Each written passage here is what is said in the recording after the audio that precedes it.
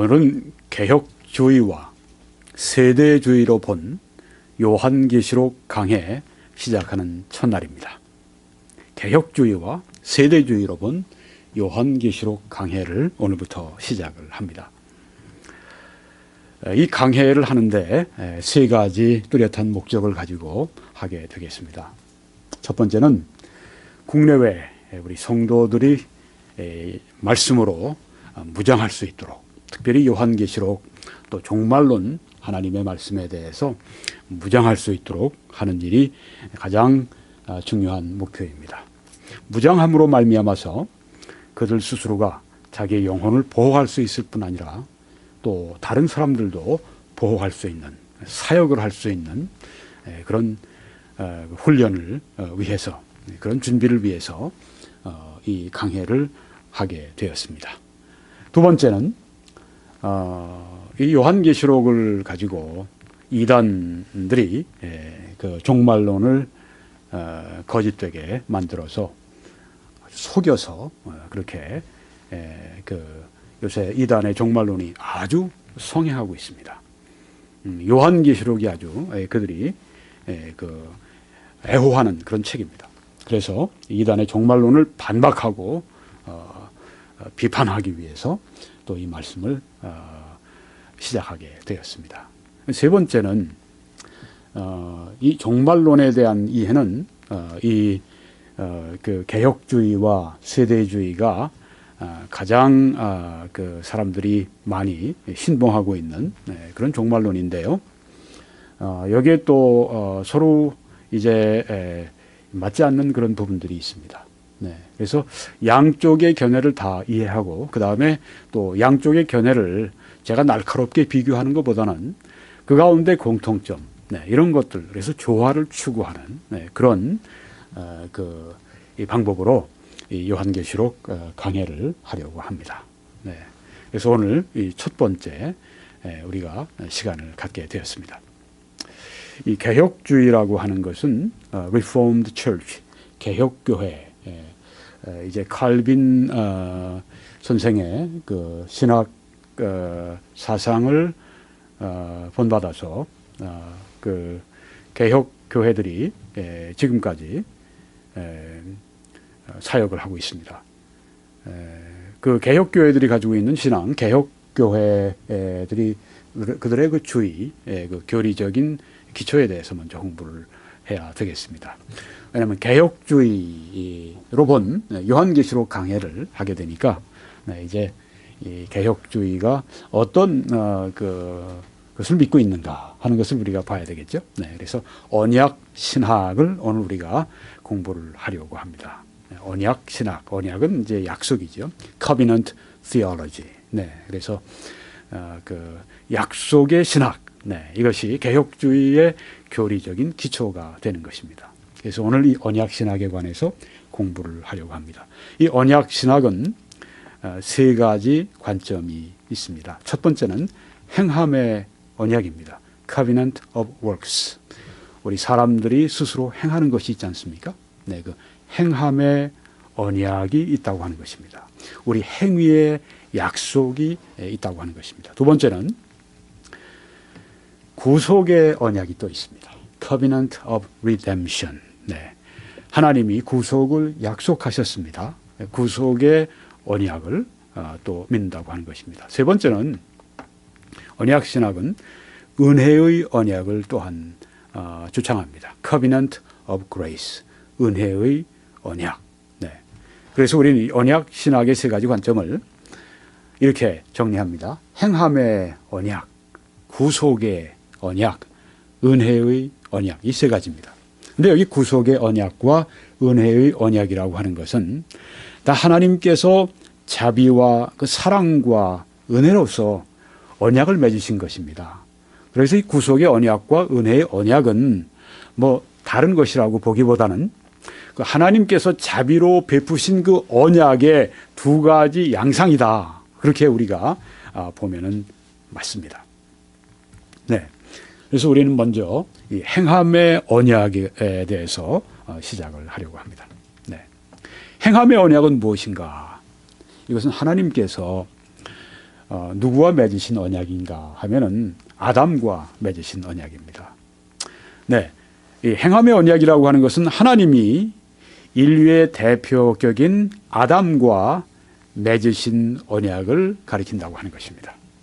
아담에게 이렇게 약속을 하십니다. 네가 순종할 때 영생이 있을 것이고 네가 불순종할 때 사망이 있을 것이다. 이것을 약속을 하신 것을 행함의 언약이라고 그렇게 믿는 것입니다. 네.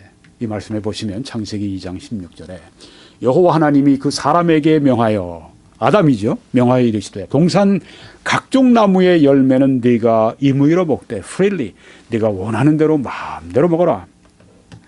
그렇지만 선악을 알게 하는 나무의 열매는 먹지 말라. 먹지 말라 하고 말씀했습니다. 네가 먹는 날에는 반드시 죽으리라. 그렇게 말씀하셨습니다.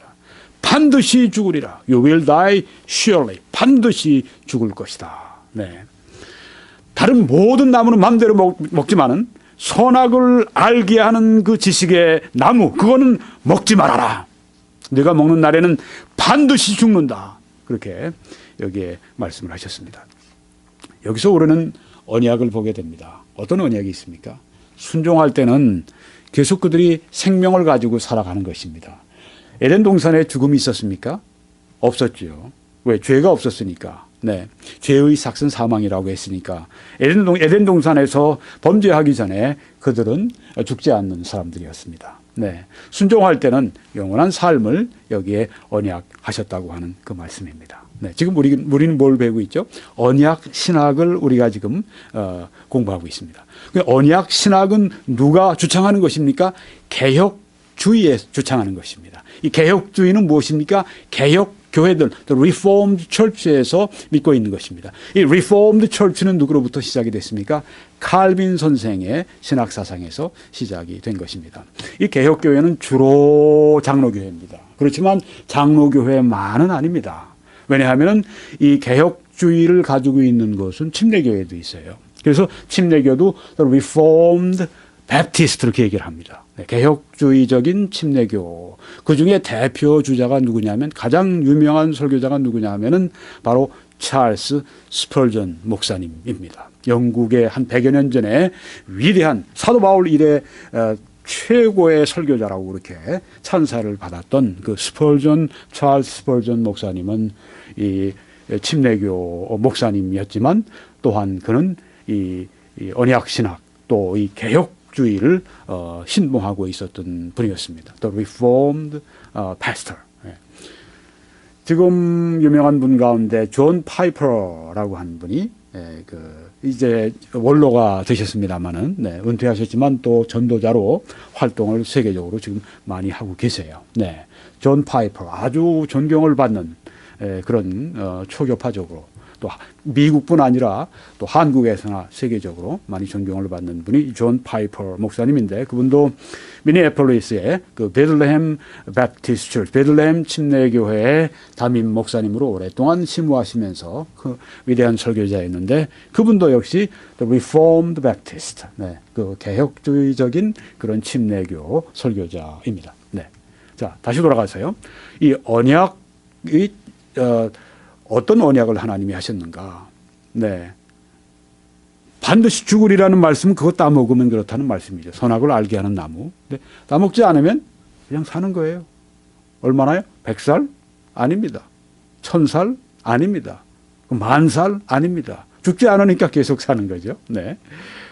여기에 선악을 알게 하는 나무의 열매는 먹지 말라. 내가 먹는 날에는 반드시 죽으리라. 네, 여기 말씀하셨죠. 반드시 죽으리라. 이게 하나님의 말씀이었습니다. 네, 그러니까 먹지 않으면 그냥 사는 거예요. 네.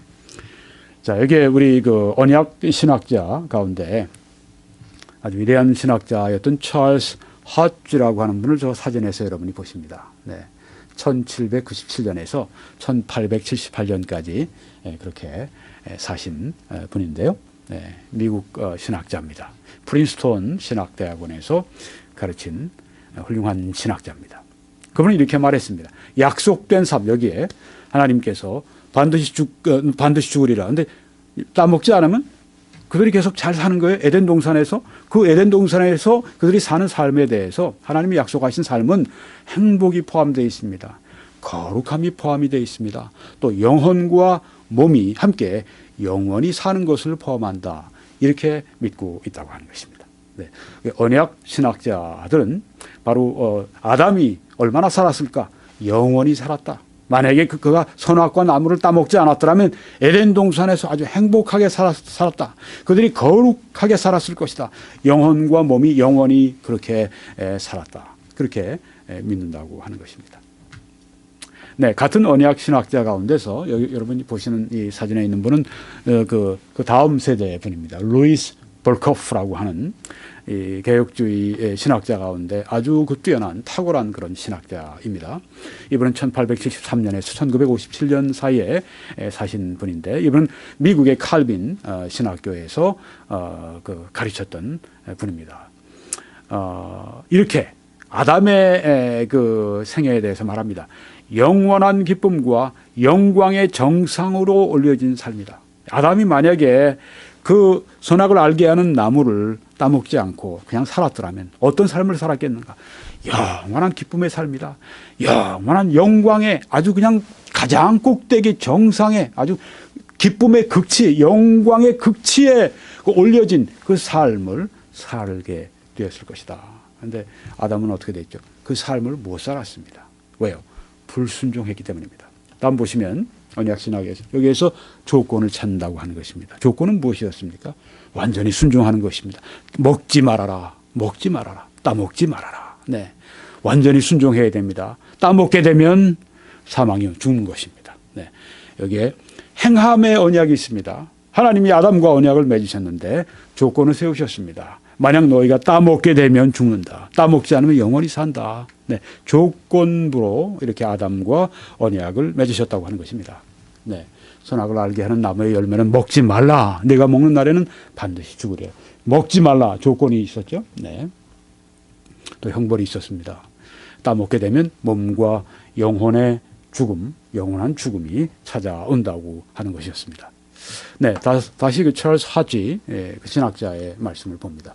약속된 삶은 아담에게 또 이브에게 약속된 삶은 행복의 삶, 거룩함 및 영혼과 몸이 영원히 사는 것을 포함하므로 죽음은 이 생의 모든 고통과 몸의 소멸뿐 아니라 모든 게 다 소멸되는 것뿐 아니라 영적이며 영원한 죽음에 의한 모든 고통을 의미한다.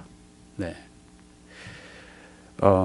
그 죄로 말미암은 그 영원한 죽음에 따르는 모든 고통이 그 아담이 가지게 된 고통이었다 하는 것입니다. 네. 그러면 이 행함의 언약 현재는 어떻습니까? 한편 아직 폐지되지 않았다. 어떤 면에서는 아직 폐지가 안 됐습니다. 왜냐하면 하나님은 아직도 완전한 순종을 요구하십니다. 또 하나님의 말씀에 완전히 순종하지 못할 때 사망의 저주를 받게 되기 때문입니다. 그런데 또 이렇게 생각할 수 있습니다. 예수 그리스도 안에서 모든 요구가 다 성취됐기 때문에 폐지가 되었다. 네, 이런 양쪽의 의미로 우리가 볼 수 있다고 하는 것입니다. 아직도 이 하나님의 이 요구를 받아들이지 않을 때 저들이 죄를 범하고 저들이 불순종하고 저들이 불신하고 그 죄의 값은 사망이죠. 네, 아직도 그런 면에서는 폐지되지 않았습니다. 그렇지만 우리가 예수 그리스도를 우리의 구주로 믿게 됐을 때, 예수님을 나의 피난처로 삼았을 때, 예수님께서 나를 위해 대신 십자가 위에서 내 자리에서 대신 죽으심으로 말미암아 그 모든 율법의 저주를 다 받으셨고 이젠 난 그 밑에 피함으로 말미암아 난 더 이상 받을 것이 없다고 그렇게 우리가 구원의 신앙을 확실히 가지게 될 때 그리스도 안에서 모든 요구가 성취됐기 때문에 행함의 언약이 폐지가 됐다 이렇게 볼 수가 있다고 하는 것입니다. 네, 여러분 이 개혁 교회들은 칼빈의 신앙을 이어받은 이 개혁 교회들은 개혁주의를 믿습니다. 이 개혁주의의 아주 기초가 되는 것은 바로 이 언약 신학입니다. 이 언약 신학의 첫 번째 언약은 무엇이냐면 행함의 언약입니다. 그것은 하나님이 아담과 맺으신 언약입니다. 아담에게 조건을 주셨습니다. 너희가 만약에 이것을 먹지 말라고 했는데 먹으면 반드시 죽을 것이다. 조건이 거기에 있었습니다. 만약에 먹지 않았더라면 아담은 참으로 놀라운 아주 정말 행복과 영광이 충만한 그 삶을 영원히 그가 살 수 있었을 것이라고 하는 것입니다. 네, 바로 이것이 행함의 언약을 의미하고 있다 하는 것입니다. 그러면 이번에 두 번째,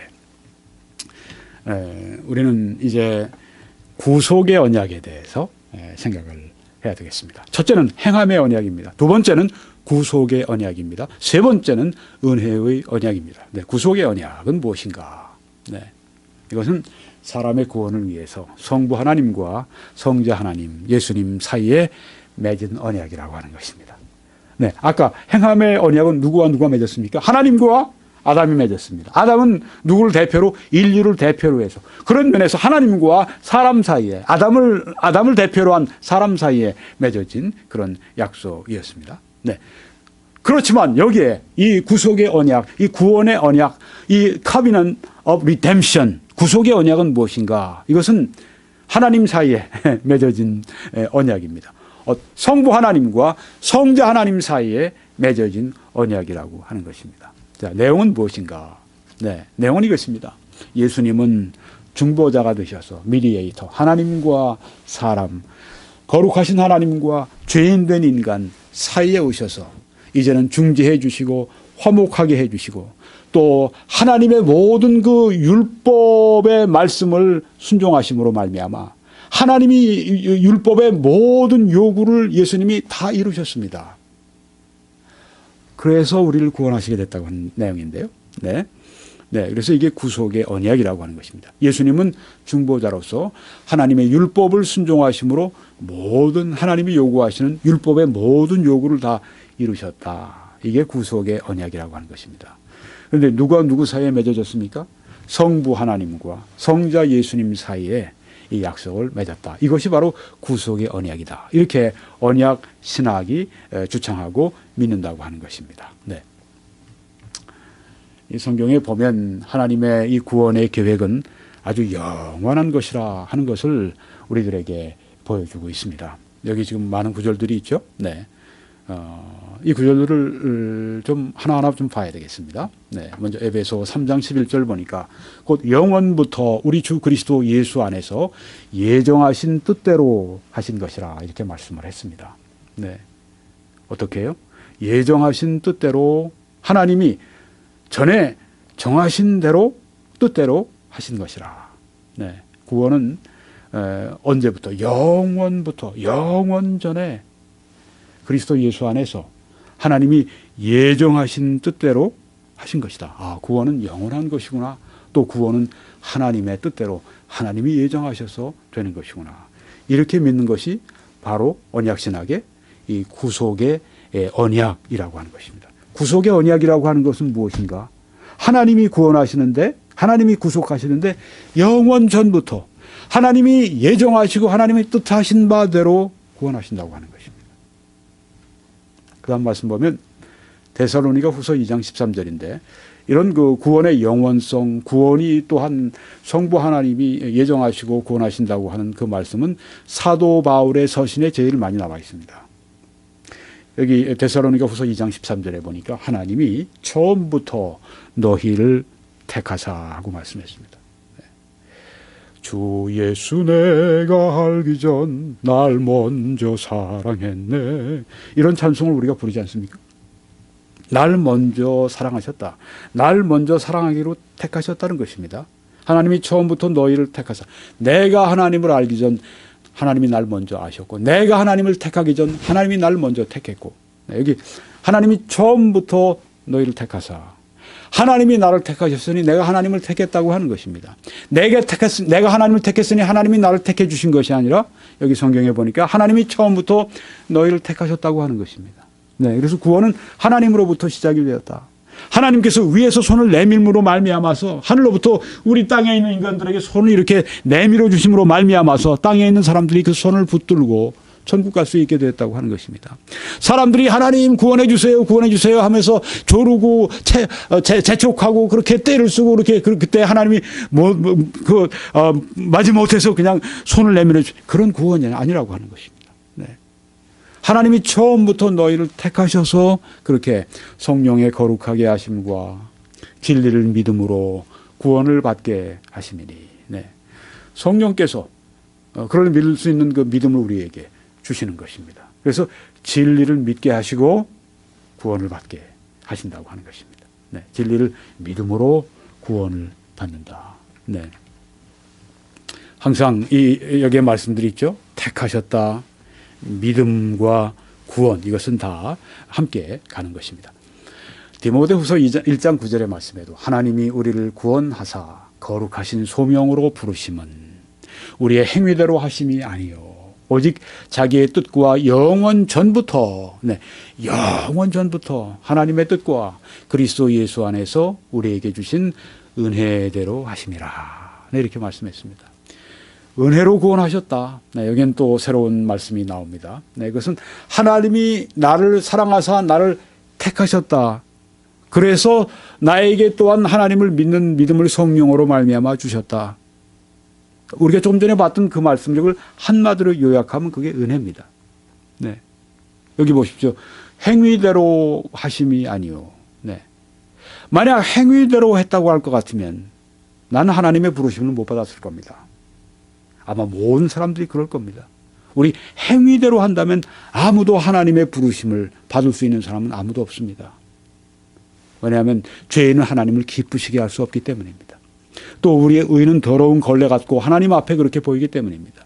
그런데 하나님이 우리의 행위대로 하심이 아니라 오직 자기의 뜻과 영원 전부터라고 말씀하셨죠. 네, 구원은 영원 전부터 누구와 누구 사이에 언약을 맺으셨는가? 성부 하나님과 성자 하나님 예수님 사이에 언약을 맺으셨습니다. 어떻게 해요? 예수님께서 중보자가 되셔서 오셔서 인간의 몸으로 오셔서 이제 율법 아래에 태어나시고 그래서 율법의 모든 요구를 충족시키고 이루어 주심으로 말미암아서 이제는 하나님 앞에 우리를 구원하실 수 있는 그런 중보자가 되시는 것, 바로 그거. 그것을 지금 우리는 구속의 언약으로 여기서 지금 보고 있는 것입니다. 자기의 뜻과 영원 전부터 은혜대로. 또 야고보서 2장 5절에 보면 사도 바울뿐 아니라 야고보 사도도 이렇게 적습니다. 하나님이 세상에서 가난한 자를 택하사 믿음에 부요하게 하시고, 또 자기를 사랑하는 자들에게 약속하신 나라를 상속으로 받게 하지 아니하셨느냐. 택하사 하고 말씀했습니다.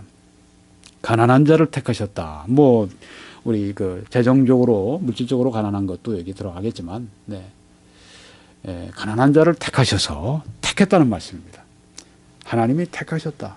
그래서 믿음에 부요하게 만드셨다. 여러분, 이 땅에서 아주 정말 갑부의 갑부 중에 갑부로 살면서 믿음은 진짜 없는 그런 삶을 원하십니까? 아니면 좀 가난해도 아주 믿음에 부요한 사람이 되기 원하십니까? 물론 그리스도인들은 후자를 원합니다. 가난해도 아주 믿음으로 부요한 그런 삶. 근데 가난하고 믿음도 아주 가난하면 아이고 참 불행입니다. 그렇게 돼서는 안 되겠습니다. 하나님이 가난한 자를 택하사 믿음에 부요하게 하신다 말씀하셨으니까 나는 가난한데 믿음도 안 주시네. 그게 아니죠. 내가 믿음이 없는 건 나 때문이죠. 믿을 수 있도록 하나님이 주신 게 얼마나 많아요. 말씀 때문에 우리가 더 말씀을 공부하면서 믿음이 우리가 생기고, 기도하면서 믿음이 생기고, 교회 예배에 우리가 참석하며 교제하며 성도들과 교제하며 믿음이 생기고, 믿음으로 조금 진행하다가 하나님이 더 큰 믿음의 길로 인도하시고, 믿음에 부여하지 못한 것은 하나님 책임이 절대 아닙니다. 하나님은 우리에게 모든 신령한 것으로 복 주신다고 말씀했고, 하나님은 언제나 우리를 도우실 수 있는 준비가 우리에게 있으십니다. 아무리 우리가 하나님의 부여에서 다 빼가지고 온다고 해도 하나님께 그거 주시고 나면 조금 가난해지시는 게 아니에요. 하나님은 주셔도 계속 모자름이 없는, 조금도 부족함이 없어지지 않으신 그런 무한 자원의 하나님이십니다. 그래서 우리가 하나님 앞에 주십시오. 하나님 믿음을 주십시오. 하나님 사랑을 주십시오. 하나님 능력을 주십시오. 하나님 전도의 능력을 주십시오. 하나님 말씀을 전할 능력을 주십시오. 악한 세상을 이길 수 있는 그 능력을 주십시오. 우리가 하나님 앞에 계속 구할 때 내가 이렇게 너무 많이 구하다 보면 하나님 피곤해지시지 않을까 천만에요. 하나님은 오히려 더 기뻐하십니다. 네. 우리가 하나님을 자꾸만 붙들고 하나님을 자꾸만 졸르고 하나님께 자꾸만 우리가 요구할 때 하나님이 아이 귀찮아 그러시는 하나님이 아니세요. 하나님이 그걸 믿음이라고 말씀하셨습니다. 네. 하물며 밤낮 부르짖는 하나님의 백성들에게, 네, 그 부르짖는 자들에게 하나님께서 주시지 않겠느냐, 네, 주시지 않겠느냐, 네. 그러니까 자꾸만 우리는 부르짖어야 됩니다. 자꾸만 우리는 하나님 말씀에서 우리가 그 믿음을 찾아야 합니다. 가난한 자를 택하서 믿음에 부유하게 하신다 말씀을 했습니다. 우리 모두가 다 믿음에 부유한 여러분과 제가 되기를 바랍니다. 네.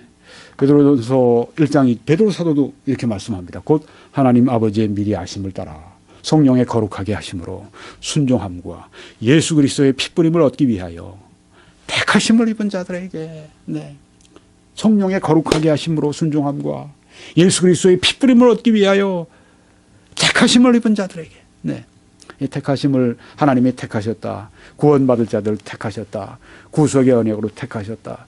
성부 하나님과 성자 하나님 사이에, 예수님 사이에 그때 구속의 언약에 바로 내 이름이 들어있었다. 내가 택하심을 받았다. 이렇게 믿는 것이 구속의 이 언약이라고 하는 것입니다. 네. 언제 구원이 약속이 됐는가? 언제 구원이 언약되었는가? 창세전에, 영원전에 택하심을 입었다 하는 것입니다. 이 말씀에 찬송하리로다. 에베소 1장 3절에서 몇 절 우리가 계속 보겠습니다.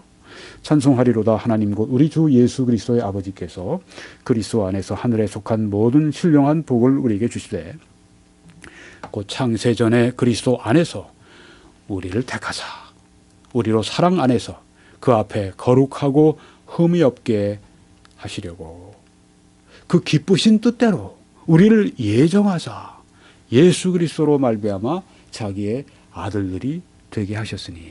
네, 어떤 사람들은 예정론을 참 싫어합니다. 네, 그 예정론은 하나님이 어떤 사람은 구원하기로 예정하시고 어떤 사람은 구원하지 않으시기로 예정하셨기 때문에 그것은 하나님이 공의로우신 분이 아니라고 하는 것을 말하는 거나 마찬가지이기 때문에 나는 예정론을 싫어한다. 어떤 사람은 심지어 예정론을 믿는 사람은 다 이단이다 이렇게 얘기하는 사람들이 있어요. 네, 여기 성경이 있어요. 네. 성경을 믿는 사람을 예정론 믿는다고 해서 그 사람을 그 이단이라고 얘기하면 성경 믿는 사람을 이단이라고 하면 그 사람이 이단이 되는 거죠. 네, 그렇게 극단적으로 얘기해서는 안 됩니다. 물론 이제 그 예정론에 대한 그 이해가 쉽지가 않아요. 네, 그래서 이제 그런 불상사도 벌어지는데, 네, 그렇게까지 가서는 안 됩니다. 네, 성경이 있기 때문에 그 기쁘신 뜻대로 예정하서 예정론을 믿는 이 개혁주의 신앙을 가지고 있는 분들도요. 예정의 신비를 다 몰라요. 네. 그 하나님의 그 공의와 거룩하심을 그거 다 몰라요. 네. 그렇지만 성경에 말씀했으니까 그 신비를 다 모르지만, 네. 왜 하나님이 어떤 사람을 구원하기로 택하시고 어떤 사람은 그냥 pass by, 네. 어떤 사람은 그냥 지나가기로, 네. 그냥 구원하지 않으시고 지나가시고 그들이 그냥 하나님의 공의를 나타내 보이는 그릇으로 그냥 지나가시는지에 대해서 이해는 못해요. 누가 그걸 이해하겠습니까? 하나님 마음을 우리가 어떻게 이해하겠어요? 네. 그 깊은 부여를 우리가 어떻게 이해하겠습니까? 이해 못합니다. 그렇지만 성경에 말씀했으니까 내가 잘 이해가 안 돼도 그 하나님의 주권과 사람의 그 책임과 자유의지가 이게 잘 조화가 안 돼도 내가 보기엔 조화가 안 돼도 천국 가고 저 끝에 가면 진리의 저 끝에 가면 하나님 편에 가면 그게 다 조화가 되겠죠. 근데 우리 편에서는 조화가 안 돼요. 잘 이해가 조화를 완전히 시킬 수가 없어요. 그래도 믿는다는 것이에요. 모순처럼 보여도 믿는다고 하는 것이 왜? 성경에 말씀했으니까. 네, 여기 기쁘신 뜻대로 누구의? 하나님의 기뻐하시는 뜻대로. 네. 하나님이 그 어떤 사람 구원해서 예정하기로 하는 그것이 하나님의 기뻐하시는 뜻. 여기 성경에 이렇게 말씀하지 않습니까? 네. 제가 지금 성경 아니고 다른 얘기 하나요? 아니죠. 네. 뭐 칼빈 그 신학을 얘기하나요? 아닙니다. 네. 요즘 성경을 그대로 얘기하고 있는 겁니다. 네. 그 기쁘신 뜻대로 우리를 예정하사 예수 그리스도로 말미암아 자기의 아들들이 되게 하셨으니. 어떤 분들은 또 이렇게 이야기합니다. 예수 그리스도를 믿음으로 말미암아 우리를 예정하셨다. 하셨다 이렇게 말하는 분들이 있는데 여긴 그렇게 분명히 쓰여 있지 않습니다. 네. 예수 그리스도. 그래서 이 언약 신학에서 어떻게 말하는가 하면 여기 예수 그리스도로 말미암아 이건 뭐예요? 성부 하나님과 성자 하나님 예수님 사이에 영원전에 맺으신 구속의 언약이다. 이렇게 본다고 하는 것입니다. 여기 예수 그리스도로 말미암아 이것은 성부 하나님과 성자 하나님 사이에 그 기쁘신 뜻대로 나를 성도들을 구원하기로 어떤 사람을 구원하기로 예정하셨다. 이렇게 본다고 하는 것입니다. 예정하셨다. 네.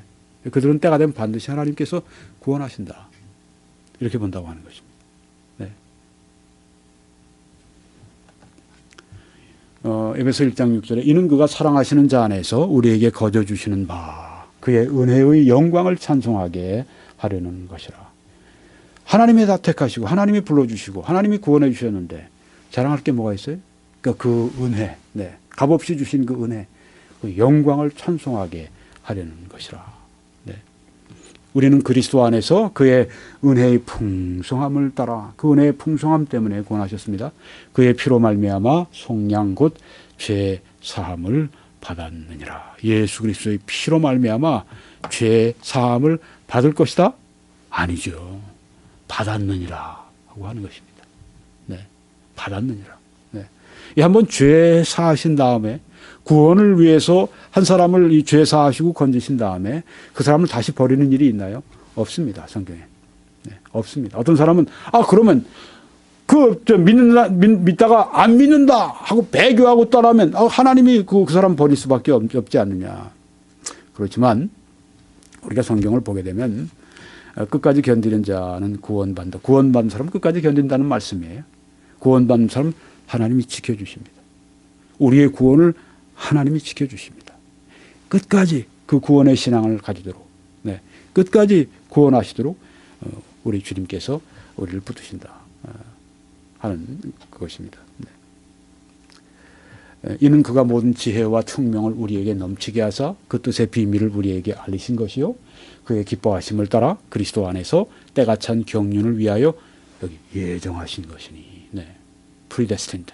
이미 정하셨다. 하나님께서. 네, 그렇게 말씀했습니다. 그러니까 하나님이 갑자기 즉흥적으로 어떤 사람을 구원하시고 어떤 사람을 구원하죠. 이게 아니라 영원 전에 이미 성부 하나님과 성자 하나님 사이에 그 구원이 예정되어 있다 하는 것입니다. 하늘에 있는 것이나 땅에 있는 것이 다 그리스도 안에서 통일되게 하려 하심이라 모든 일을 그의 뜻의 결정대로 일하시는 이의 계획을 따라 하나님의 작정하신 대로 하나님의 뜻이 결정된 대로 그렇게 일하신다고 하는 것입니다. 우리와 상의하십니까? 상의하지 않으십니다. 하나님이 그의 뜻의 결정대로 해나가십니다. 물론 하나님의 어떤 절대적인 뜻이 있습니다. 네, 그건 우리와 상의하지 않으세요? 또 하나님의 상대적인 뜻이 있으십니다. 아까 아담과 하셨을 때 먹지 말라? 네. 먹으면 네. 이렇게 따 먹게 되면 네. 이렇게 말씀하셨는데 허용적이고 상대적인 게 물론 있습니다만은 여기에 지금 이 구원은 절대적인 그런 예정이다. 이렇게 언약 신학에서 본다고 하는 것입니다. 근데 이제 언약 신학을 믿지 않는 분들이 있어요. 이제 신학적으로는 알미니안 주의를 믿는다 이렇게 얘기를 하는데 그분들은 이제 상대적이다. 우리가 믿지 않기 때문에 하나님께서 우리를 구원하지 않으시는 것이다. 네, 그렇게 주장을 합니다. 그런데 이 언약 신학에서는 그게 아니다. 하나님의 뜻의 결정, 그것은 상대적으로 사람이 내가 믿지 난 안 믿겠어. 난 불순종합니다. 하나님. 그때 하나님께서 구원 못 하시고 구원 안 하시고 그게 아니라고 하는 것이죠. 하나님 어떤 사람을 구원하기로 결정하시면 그 마음을 녹이신다고 하는 겁니다. 믿는 마음을 가지도록 간절함을 줄수록 성령께서 그의 마음을 녹여주심으로 말미암아서 결국은 예수 그리스도가 나의 주님이십니다. 그렇게 믿고 고백하도록 그렇게 감동감화해 주신다. 네, 이걸 effectual calling이라고 합니다. 하나님이 효과적으로 부르신다. irresistible grace라고 하는 표현을 쓰기도 하는데 저항할 수 없는 은혜. 그 표현이 오해를 불러일으켜요. 네, 저항할 수 없는 은혜. 그래서 effectual calling이라고 합니다. 하나님께서 우리를 효과적으로 불러주신다. 네, 하나님 어떤 사람을 구원하시기로 택하시고 그 사람을 구원하시게 될 때 그 사람이 믿지 않으면 안 되도록 그렇게 마음을 움직이신다고 하는 거예요. 네, 감동하신다. 그의 뜻의 결정대로. 그래서 절대적으로 하나님은 구원하실 사람을 구원하신다. 상대적으로 맡기지 않으신다. 네. 만약에 상대적이라면 내가 지옥 갈 수도 있었겠죠. 예. 내가 지금은 믿지 않고 내가 지옥 가는 사람이 될 수도 있었겠죠. 왜요? 내가 결정할 수 있다면. 예. 근데 하나님이 나에게 맡기지 않으시고 하나님이 결정하시고 하나님께서 감동하시고 오게 하셨다는 그런 말씀입니다. 네. 사람들이 이런 얘기하죠. 우리가 성령의 역사를 우리가 거부할 수 있지 않습니까? 네. 이 구원에 있어서 네. 성도는 구원받기로 여기 하나님이 결정하신 사람은 거부를 못합니다. 강제가 아니에요. 그 마음에 너무 그냥 믿고 싶은 마음이 일어나도록 그렇게 하신다고 합니다. 그런데 구원받지 않은, 선택되지 않은 그 사람은 어떻습니까? 거부할 수 있어요. 네. 성령이 감동하시도록 난 믿지 않겠습니다. 네. 그렇지만 이미 구원하기로 하나님께서 결정하신 그 사람들은 거부할 수 없도록 네. 난 안 믿겠습니다. 이렇게 완강하지 못하도록 네. 전부 여의지옵소서 주께로옵니다. 그렇게 만드신다고 하는 거죠. 주 나를 떠나가시면 나 어찌하리까. 만드신다고 하는 겁니다. 그렇게. 그 마음을 녹이신다고, 강제가 아니에요. 네. 강제가 아니라 아주 그냥 그 마음을 녹여버리시는 겁니다. 아주 그냥. 네. 그 사랑으로 아주 녹여버리시는 겁니다. 그래서 그 사랑이 아주 녹아져가지고선 그냥 믿게 만드신다고 하는 겁니다. 우리가 예정을 입어 그 안에서 기업이 되었으니. 만약에 나에게 구원받는 것을 하나님께서 맡겨놓으셨다고 할 것 같으면 나는 지옥 백성이 될 수도 있다고 하는 얘기예요. 네. 그런 면에서 한 성도로서 네. 그의 뜻의 결정대로 예정을 입어 그 안에 기업이 됐다고 하는 사실은 참 감사하고 감사할 일이 아닐 수가 없습니다. 이는 우리가 그리스도 안에서 전부터 바라던 그의 영광의 찬송이 되게 하려 하심이라. 왜 그렇게 구원하셨느냐? 그것은 그 영광의 찬송이 되게 네. 그 하나님의 영광, 구원하신 그 하나님의 사랑과 영광을 찬송하는 그런 사람이 되도록 그렇게 만드시는 것이다. 네. 여러분 이거 구원받았는데 이 놀라운 구원받은 우리가 하나님을 찬송하지 않는다고 할 것 같으면 그 구원의 의미가 뭐가 있겠습니까? 네. 우리가 어떤 사람을 도왔어요. 굉장히 우리가 정말 어려운 가운데 희생을 하면서 도왔습니다. 그런데 도움받고 난 다음에 아무 소리도 감사하다는 말 아무 소리도 하지 않고 그냥 떠나버려요. 전혀 감사하지 않아요. 얼마나 우리 마음속에 실망감이 가득하겠습니까? 허망함이 가득하겠습니까? 예. 그래서는 안 되죠. 도움을 받고 하는 그 사람이. 예. 마찬가지입니다. 우리가 이 큰 구원을 받았는데 그 이유는 하나님의 영광의 찬송. 그러니까 우리는 구원받은 백성들은 하나님의 영광을 찬송하는 그런 백성으로 이 땅에서 살아야 합니다. 나중 가서 할 일이 바로 그게 우리 할 일이니까요. 그 안에서 너희도 진리의 말씀 곧 너희 구원의 복음을 듣고 그 안에서 또한 믿어 약속의 성령으로 인치심을 받았다고 말씀했습니다. 네, 믿었다. 네, 요사이 그 구원파에서 이제 그 즐겨하는 말이 뭐냐 하면은 깨달았다. 예수께서 당신의 죄를 위해 십자가에 죽으신 것, 그래서 당신의 모든 죄를 사하신 것을 당신이 깨달아야 한다. 깨달을 때 구원을 받는다. 그렇게 그 주장을 해서 무리를 빚고 있죠. 네. 여기 성경에 보면 깨달아서 구원받는다는 말씀이 없어요. 믿어. 네. 믿어서. 네. 표현을 그렇게 하면 안 돼요. 네. 믿게 됐다고 하는 거죠. 또한 믿어. 성경에 주 예수를 믿으라. 그리하면 구원을 얻으리라 말씀했죠. 성경에 어디 주 예수 그리스도가 당신을 위해 십자가에 죽은 것을 깨달음으로 구원을 받으라. 이런 얘기는 없어요. 네. 믿으라. 그 깨달으면 아마 믿음의 한 요소가 될 수는 있겠죠. 네, 우리 그 이해가 될 수는 있겠죠. 그게 전부가 아니죠. 네, 믿는다고 하는 것은 나의 의지의 결단을 말하는 것이죠. 주여, 내가 믿나이다. 나의 믿음 없는 것을 도와주소서. 자기의 그 아이가 지금 그 귀신 들려서 지금 그 불에도 들어가서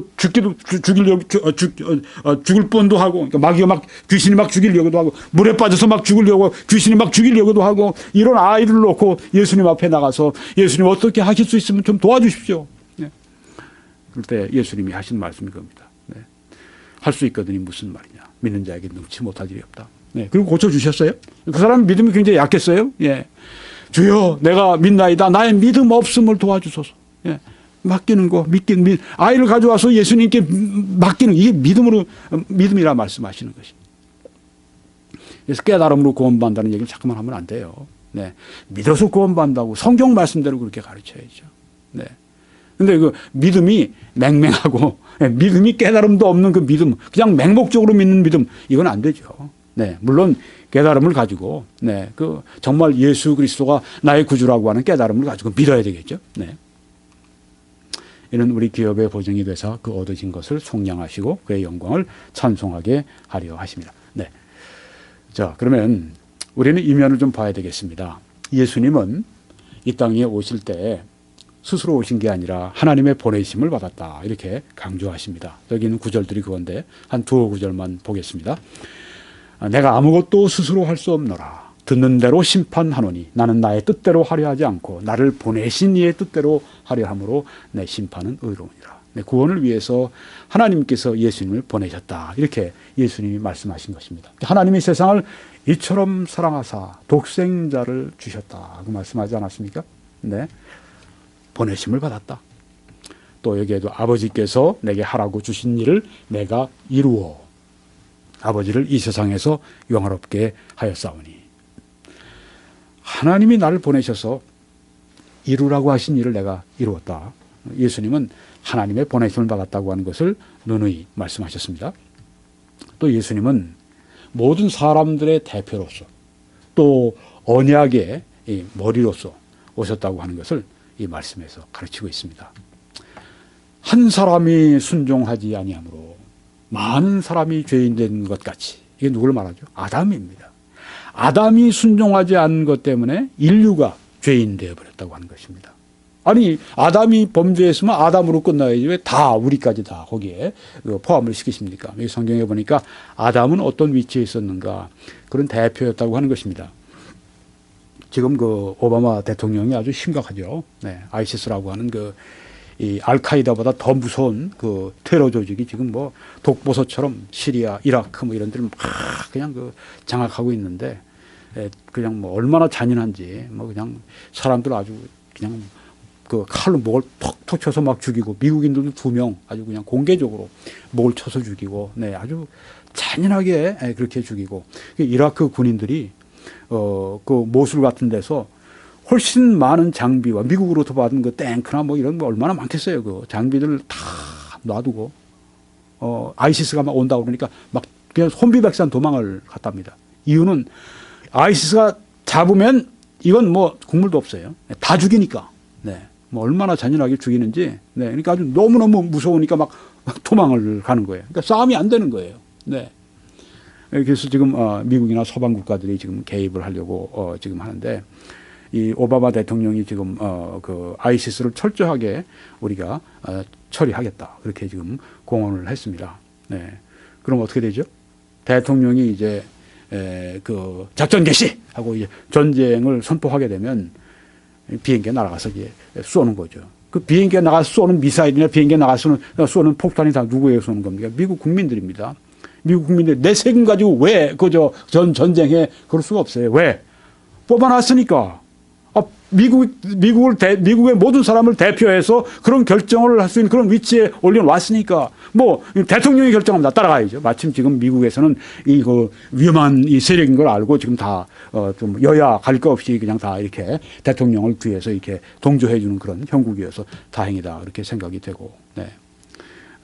그런데 여러분, 마찬가지입니다. 대통령이 결정하면 다 전쟁하는데 함께 포함이 되는 겁니다. 여기 한 사람 아담이 순종하지 않은 것 때문에 인류가 모두, 왜냐하면 아담은 하나님께서 그 인류의 대표로 세우셨기 때문에 아담 한 사람에 순종하지 않은 것 때문에 많은 사람이 죄인 되어 버린 것입니다. 네.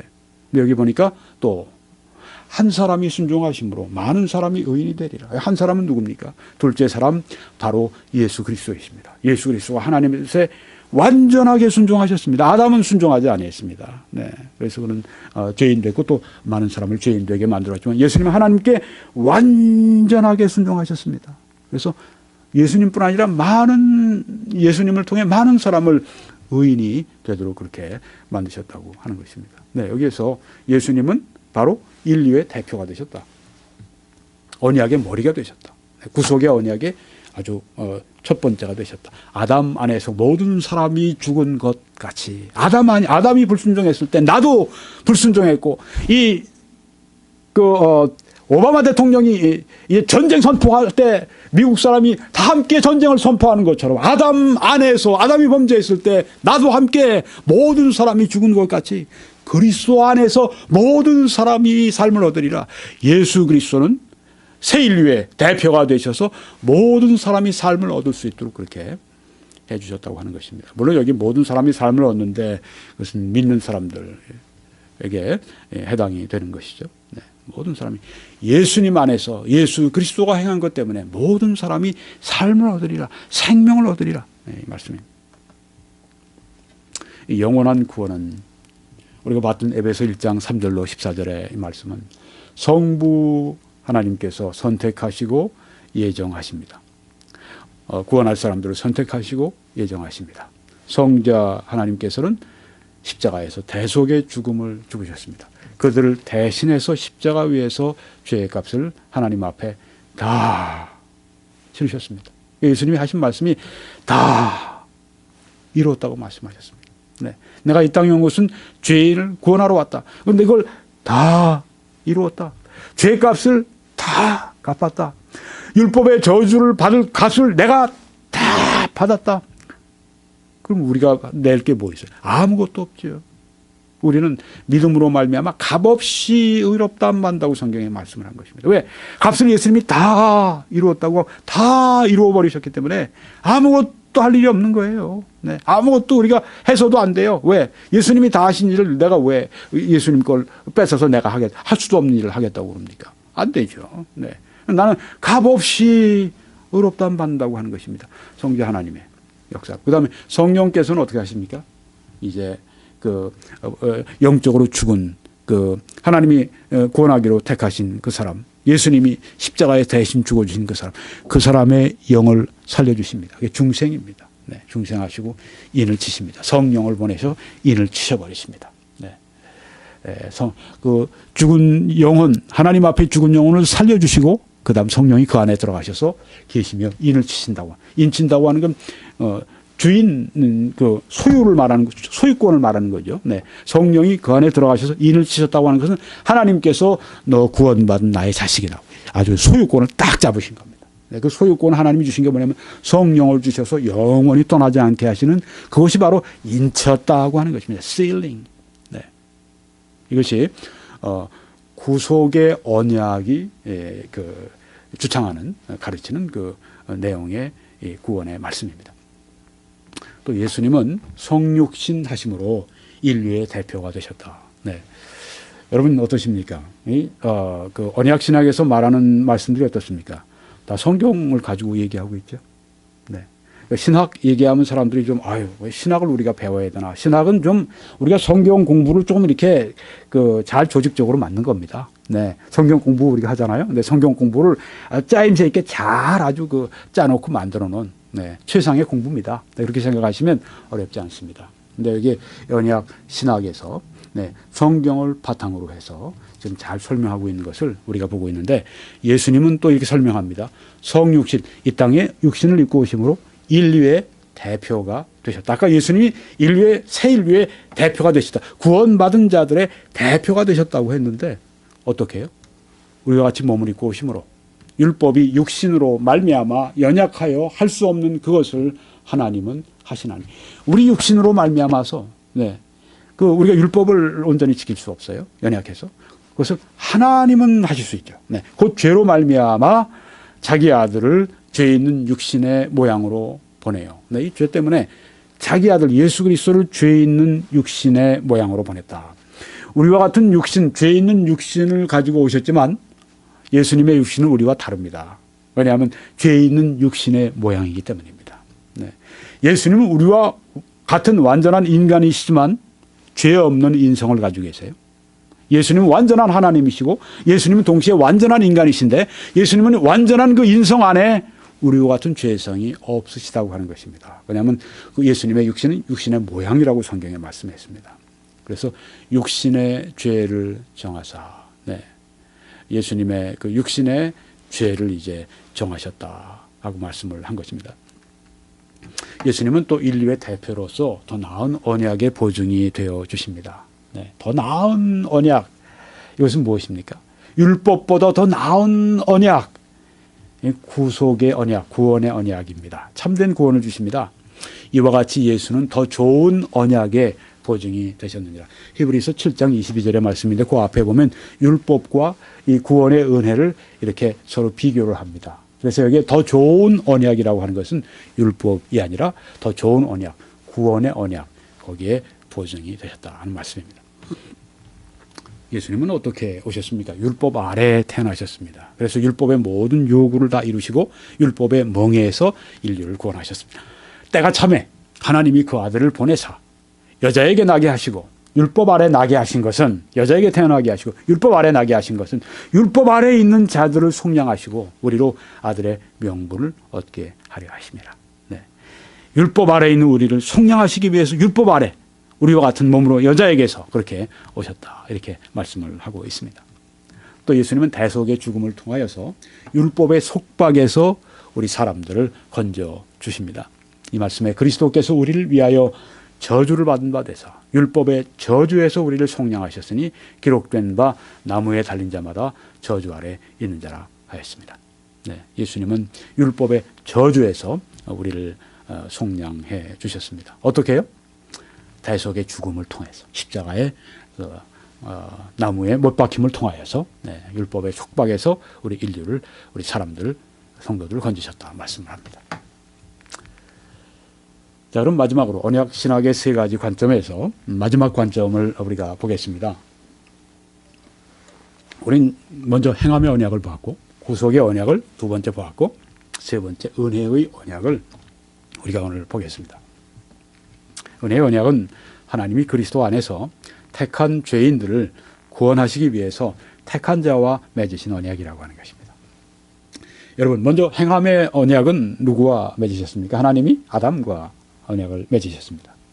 그 다음 구속의 언약은 누구 사이에 맺어졌습니까? 성부 하나님과 성자 하나님 사이에 영원전에 그렇게 언약이 있었습니다. 근데 여기 은혜의 언약은 무엇입니까? 하나님이 그리스도 안에서 택한 죄인들을 구원하시기 위해 택한 자와 맺으시는 언약이다 하는 것입니다. 이 말씀들이 그것을 말씀하고 있는데요. 아들을 구원의 보증으로 주셔서 또 언약의 책임을 은혜로, 성령의 은사로 이행할 수 있게 해주신다고 하는 것입니다. 네. 사람들이 믿으려면 뭘 해야 됩니까? 주 예수를 믿으라. 그러면 너와 내 집이 구원받는다. 믿으라는 말씀이 있습니다. 네. 그 아들을 영접하는 자, 곧 그 이름을 믿는 자들에게는 하나님의 자녀가 되는 권세를 주셨다고 했습니다. 믿는다. 근데 우리가 어떻게 믿습니까? 아까 설명을 제가 많이 드렸습니다. 그 믿는 책임을 할 수 있도록 은혜로 믿게 해주신다. 성령의 은사로, 성령께서 감동하심으로 그렇게 믿게 해주신다 하는 것입니다. 네. 그 아들, 구원의 보증으로 주신 그 아들, 나의 구세주 예수 그리스도를 믿는데 은혜로 믿게 해주신다.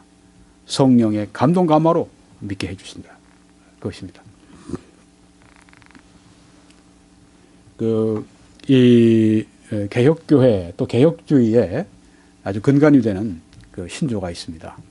벌써 몇백 년 된 신조지만 지금까지 빛을 잃지 않고 지금도 마치 텍스트북 같이 교과서처럼 그렇게 이 신조가 영향력을 발휘하고 있습니다. 웨스트민스터 신조 7장 3조에 보게 되면 제가 번역을 한 겁니다. 그들이 구원받도록 그들에게 그를 믿는 믿음을 요구하시고, 그는 여기 그리스도입니다. 예수 그리스도를 믿는 믿음을 요구하시고, 네, 사람들이 구원받도록 그 사람들에게 예수 그리스도를 믿는 믿음을 요구하시고, 믿으라고 하지 않았습니까? 네. 또한 영생을 받기로 작정된 모든 자들에게 성령을 주셔서 그들이 기꺼이 믿을 수 있도록 하시겠다고 약속하신다. 네. 믿으라고 말씀하신 그 하나님은 성령으로 말미암아 믿을 수 있도록, 기꺼이 믿을 수 있도록 그렇게 해주시다고 하시겠다고 약속하신다고 하는 게, 이게 은혜의 언약이라고 하는 것입니다. 네. 십자가에 못 박혀 피 흘려 주신 그 구주, 그래서 우리 구원의 보증이 되신 그 구주, 믿으라고 하시는데 어떻게 믿느냐? 우리 보고 우리 힘으로 믿으라고 하는 것이 아니라 하나님이 성령을 보내심으로 말미암아 그 마음의 그 구주, 구원의 더 나은 언약이 되신, 네, 구원의 보증이 되신 나의 주 예수 그리스도를 믿는 믿음을 가질 수 있도록 그렇게 역사해 주신다. 이게 바로 은혜의 언약이다. 그러니까 너희가 그 은혜를 인하여 믿음으로 말미암아 구원을 받았나니 하고 말씀했는데, 그 은혜는 우리 주님의 십자가의 은혜뿐 아니라 믿게 하시는 그 은혜, 그래서 그 믿음도 선물이라 이렇게 본다고 하는 것입니다. 그 은혜를 인하여 믿음으로 말미암아, 내 힘으로 믿는 게 아니라 하나님께서 주신 그 은혜로 믿는다고 하는 것입니다. 그러니까 사람들이 착해서 믿는 게 아닙니다. 사람들이 양심적이어서 믿는 게 아닙니다. 착하고 양심적인 사람들도요, 안 믿는 사람 보세요. 얼마나 하나님 안 믿습니까? 안 믿어. 근데 그 사람 보면 참 정말 아주 착해요. 그것은 굉장히 양심이 밝아요. 그런데도 안 믿어요.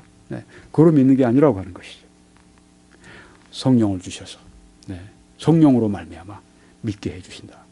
이것이 바로 은혜의 언약이다. 이렇게 본다고 하는 것입니다. 성삼위께서 한 사람을 구원하실 때 성부 하나님은 택하신 사랑으로, 성자 하나님은 대속의 죽음으로, 성령 하나님은 바로 성부의 택하신 사랑, 성자의 대속의 죽음을 그 10년 가운데 적용해서 믿게 하심으로 구원하신다 하는 것입니다. 그러면 이 언약의 성격이 어떻습니까? 은혜의 언약은 어떤 것입니까? 첫째, 영원합니다. 둘째, 깨지지 않습니다. 셋째, 변치 않습니다. 은혜의 언약은 어떤 것입니까? 영원한 것입니다. 하나님이 그 택한 자와 맺으신 그 언약은 깨지지가 않습니다. 변치가 않습니다. 그러니까 이 구원은 영원한 것입니다. 이 구원은 깨지지 않는 것입니다. 이 구원은 변치 않는 것입니다. 그래서 이제 칼빈주의에서는, 이 언약주의에서는 어떻게 믿는가 하면은 이 성도의 견인을 믿습니다. 성도가 끝까지, 구원받은 성도는 끝까지 그 믿음을 지킨다. 침례교회에서는 그 용어를 조금 바꿨습니다. Eternal Security of Salvation. 구원의 영원한 안전. 그렇게 얘기를 합니다. 영원히, 한번 구원받은 성도는 영원히 안전하다. 왜? 하나님이 언약하셔서, 은혜로 언약하셔서 구원하셨기 때문에 하나님 편에서 하신 일이라는 거예요. 전적으로 100% 나의 어떤 행위와 나의 어떤 그 시도는 전혀 없이 하나님이 전적으로 다 택하시고, 또한 예수 그리스도께서 십자가에서 죽어주셨고, 그 다음 성령이 오셔서 그 사랑, 그 구속의 죽음을 우리에게 깨우쳐 주심으로 말미암아 성부, 성자, 성령 삼위일체 하나님의 구원의 작품이 구원받은 성도고, 그들의 구원받은 믿음이기 때문에 그 하나님이 하시는 일은 어떻습니까? 하나님이 하신 말씀은 어떻습니까? 하나님이 이루신 구원은 어떻습니까? 영원합니다. 깨지지 않습니다. 변치 않습니다. 하나님의 약속은 변치 않고, 하나님의 약속은 깨지지 않고, 하나님의 약속은 영원합니다. 하나님의 사랑은 영원하고, 하나님의 사랑은 깨지지 않고, 하나님의 사랑은 변치 않습니다. 하나님이 우리에게 주신 구원은 영원하고, 하나님이 우리에게 주신 구원은 깨지지 않고, 하나님이 우리에게 주신 변치 않습니다. 깨지지 않는 이유는 내가 한 일이 아무것도 없어요. 모든 것이 다 하나님이 하신 일입니다. 하나님은 깨뜨리지 않으십니다. 하나님은 약속하신 것을 영원히 지키십니다. 그래서 구원은 영원히 지켜진다고 하는 그 의미는 내게 있으면 깨질 수 있죠.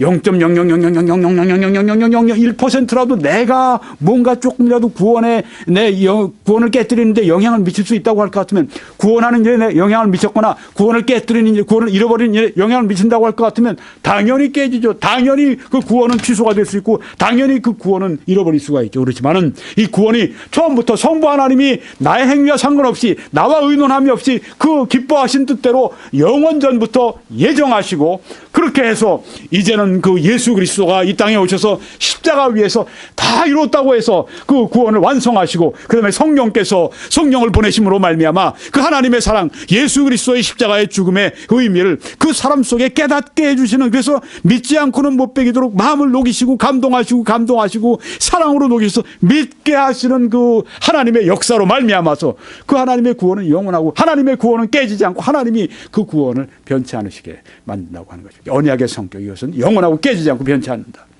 하는 것입니다. 언약의 범위는 그러면 어떻습니까? 하나님이 구원하시는 그 은혜의 언약의 범위는 첫 번째 특별한 particular. 그런 말을 합니다. particular love. 하나님의 특별한 사랑. 하나님이 세상을 이처럼 사랑하사 하나님의 일반적인 사랑, 하나님의 general love, 일반적인 사랑. 그렇지만 하나님이 그중에 택한 사람을 구원하시는 것은 특별한 사랑, particular love 그렇게 얘기합니다. 어떤 분들은 그걸 굉장히 싫어해요.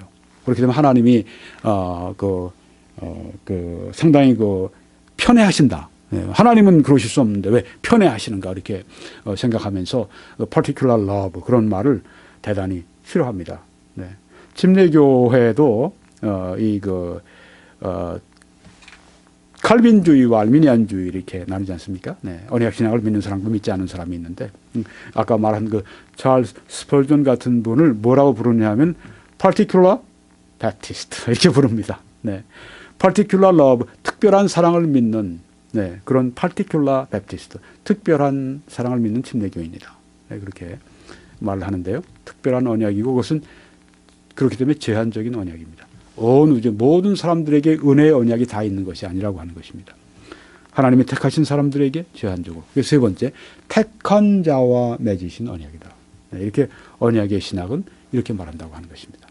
제가 이 신천지 교리를 교정한다고 설교하면서 자꾸만 언약 신학과 세대주의 신학을 비교하면서 말씀을 드렸을 때 어떤 분들은 언약 신학이 도무지 뭐길래 자꾸만 언약 신학 말씀을 하시는가 그렇게 생각하셨는데 오늘 여러분이 지금 들으시는 겁니다. 네, 언약 신학이 바로 이런 것이다 하는 것을. 네, 먼저는 행위의 신학, 행함의 언약.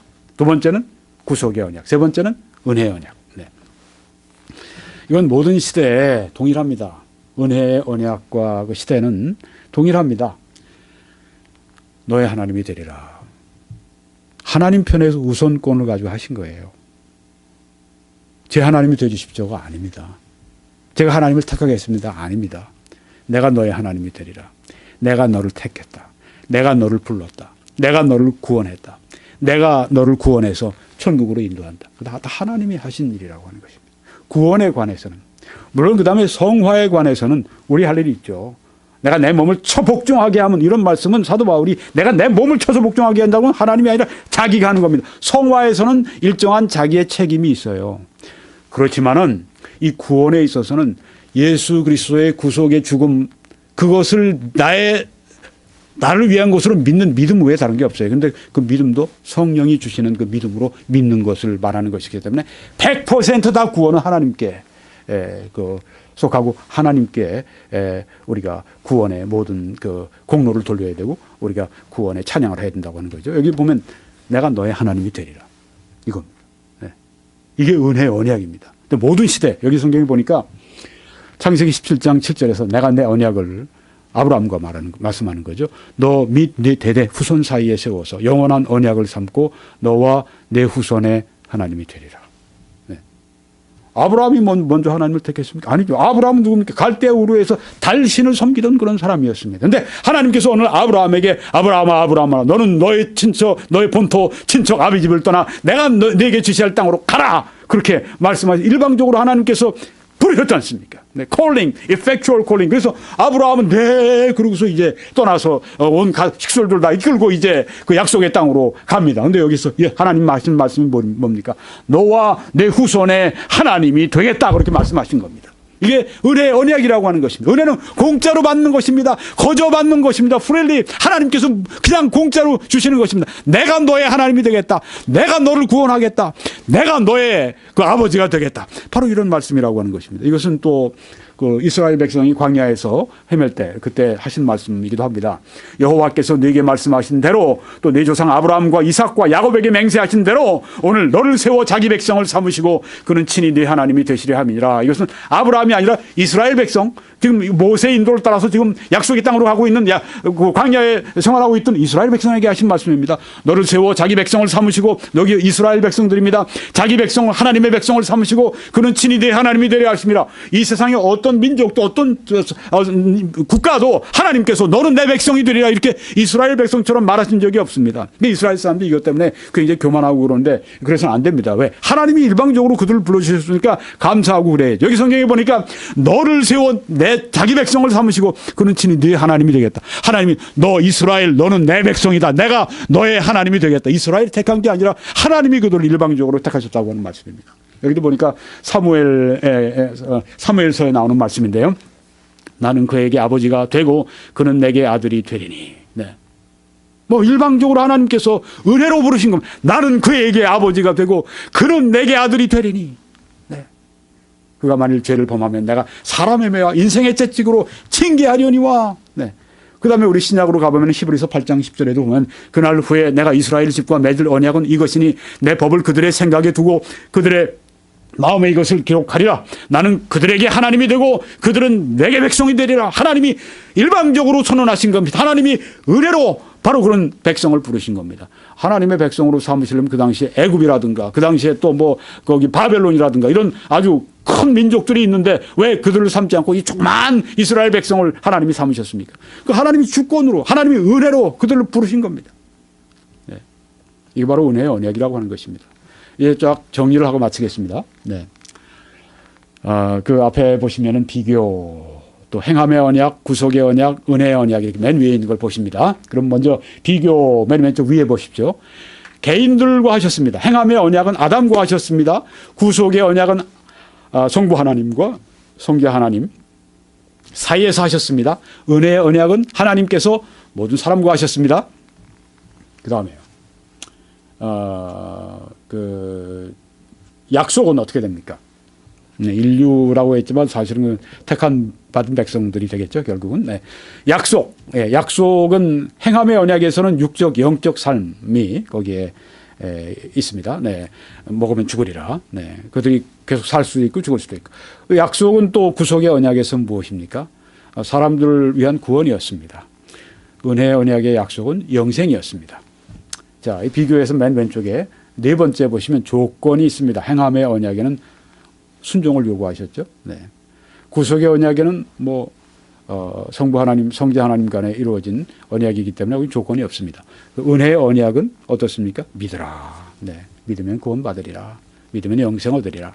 그 다음에 비교해서 경고를 보십시오. 행함의 언약에는 육적 죽음. 근데 육적 죽음에 따른 다른 죽음들이 다 포함되니까 영원한 죽음이다. 아까 그렇게 찰스 하츠가 얘기한 것을 여러분이 보셨어요. 구속의 언약에는 경고가 없고 은혜의 언약에는 영적 죽음의 경고가 있습니다. 네, 마지막으로 시간을 봅시다. 행함의 언약은 언제 있었는가? 아담이 에덴 동산에 있을 때 타락하기 전에, 죄 짓기 전에 행함의 언약이 있었습니다.